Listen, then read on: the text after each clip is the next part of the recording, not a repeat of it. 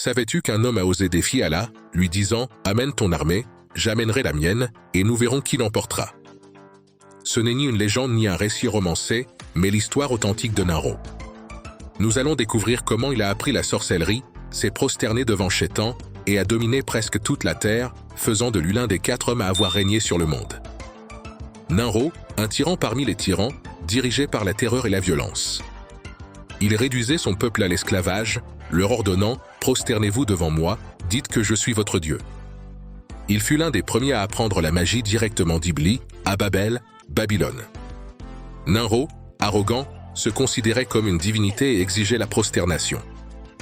Un jour, un homme vêtu de noir entra dans sa pièce, le fixa avec mépris et lui dit « C'est donc toi qui veux dominer toute la terre et devenir le plus grand des rois ».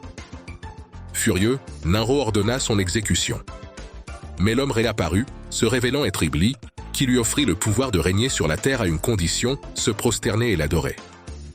Ninro accepta, posant son front au sol devant Shaitan, vendant son âne. En échange, Iblis lui enseigna la sorcellerie, mais exigea d'abord le sacrifice de son propre père pour le trône. Ninro n'hésita pas, assassina son père et posa la couronne sur sa tête. Dès lors, il partit en conquête, soumettant les royaumes voisins, devenant le maître incontesté de la terre.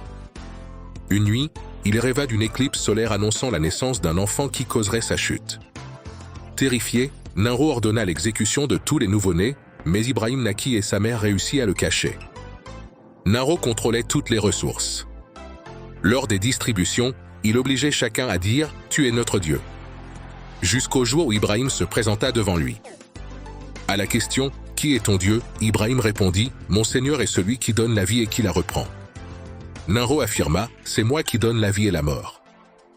Ibrahim lui dit alors « Mon Seigneur fait venir le soleil de l'Est. Fais-le venir de l'Ouest ». Ninro resta sans voix, humilié, mais ne put le tuer par crainte de perdre sa crédibilité. Perturbé, Ninro voulut confronter le Dieu d'Ibrahim.